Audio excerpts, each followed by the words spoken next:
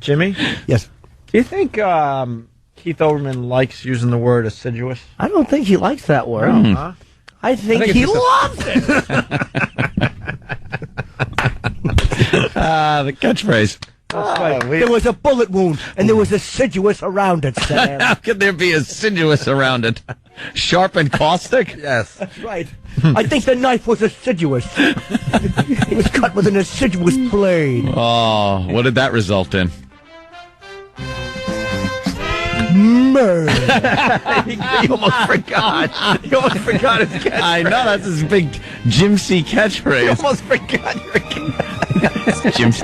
It's one of my favorite impressions he does. I know Quincy. 3 lines from it. He only does 3 lines, but they're fantastic. Let's say He said he was dreadfully sorry. He was assiduous. Let's say hi to Roland in Kansas. Wow, Kansas checking in. What's up, Roland? Not a whole lot, Opie. How you doing, man? Good, man. Hey, I just wanted to say if one of the other Clinton brother gets in office, maybe Keith Olbermann's trying to get a press secretary job, right? You know what? He's Olbermann is just, he wants to be accepted, like, as an, he wants, like, I think it was either Oprah said it, but he wants Bill to walk up to him and go, "Thank you so much." Yeah. Like, well, Mr. President, and have that eye to eye, that heart to heart, like the way when he groveled for Jesse Just Jackson. doing my job, because that's what I do. It ain't gonna happen. Olbermann's a creep, and he's like a little washwoman. Yep. He's Like a little hen. and he's a tattletale too. He really is. Behind the scenes, Reverend Jackson, I was... Yeah. No one likes girl. tattletales. He's just constantly doing something behind the scenes. He's ratting people out behind the scenes. Right. And then he gets on and talks about it. I went behind the scenes and tattled. That's real brave, considering you're on TV live every night. Why don't you speak your mind, then? Because you weren't sure that your job would be safe if you did that. Everyone saw right through that. Yeah, you know what? When it came to Imus, he didn't come out and say something because he didn't know what the bosses were going to do. That's exactly right, Jimmy. And that little worm didn't want to say, what's the word? Step out of line. Do we have that with the Olbermann bosses. clip? Because we're obsessed with it, and we keep referring to it. And I don't know if the listeners understand what we're saying here.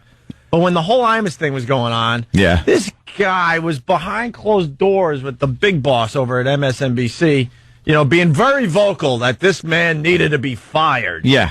But he's on TV every night, and he kept his mouth shut. And then when it was obvious Imus was done, fired, what have you, then he went on his TV show and just told the nation what he was doing behind the scenes. That is a worm. That should get no respect. But he didn't even just say it to the nation. He said it to while the Reverend Jackson was sitting there with his stupid wide. He looks like he'd been doing meth for 3 days with those stupid eyes. and he knelt down with his mouth open. He's like, Reverend Jackson, I was behind the scenes. All right, get it. It's just the worst.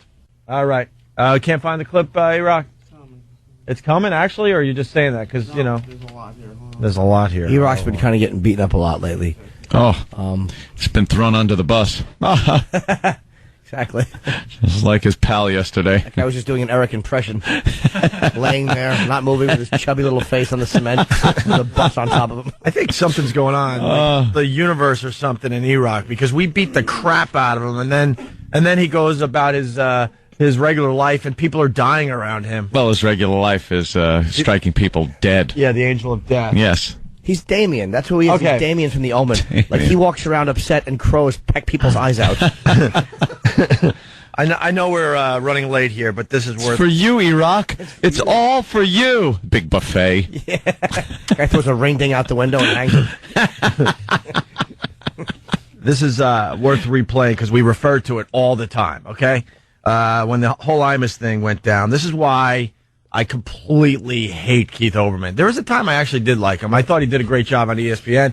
And when he first started on MSNBC, he wasn't that bad. But something happened with this idiot. Something happened. I can't really put my finger on it. But this really sealed the deal for me when Imus was in all that trouble. And Imus was pretty much the star of MSNBC, let's not forget. This is what Keith Olbermann actually said on his show. Stipulating, sir, that I was one of those NBC employees who put it out to my bosses behind the scenes that this could not... behind the scenes. This is what he said by pretty much the day or the day after Imus was fired or let go from MSNBC. This guy has a show on TV every night. Right.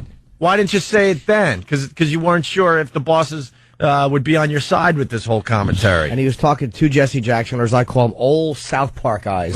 Stipulating, sir, that I was one of those NBC employees who put it out to my bosses behind the scenes that this could not stand, that this change involving Don Imus had to be made. I can say that now. I respected my employers and did not say it until they reached this conclusion, which I applaud sincerely. Let me ask you again about the other people. Is someone like Rush Limbaugh, and how have they kept their time slots? Will there be an increased effort to... And now he wants to go after Rush Limbaugh? Well, you're just a douche. You'll get yours in the end. Does anybody see what this jerk-off is doing? He's such a jerk-off. He's a jerk-off. He's a goody two-shoes. He really is just a jerk-off. Like, I was behind the scene. Like, he wants to be a hall monitor. You're a news...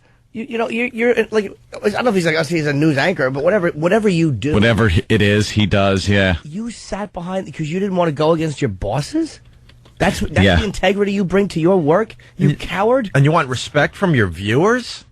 Ugh. And you went to bosses. Either get them to contain themselves within the rounds of decency. Are they on the ropes? Are they on probation because of this?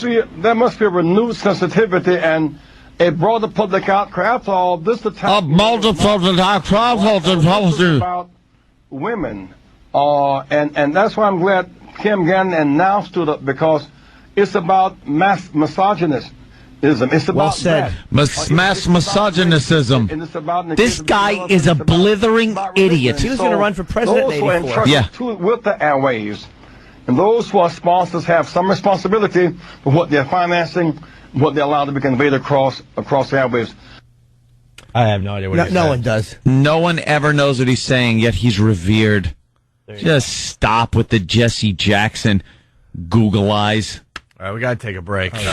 Thanks.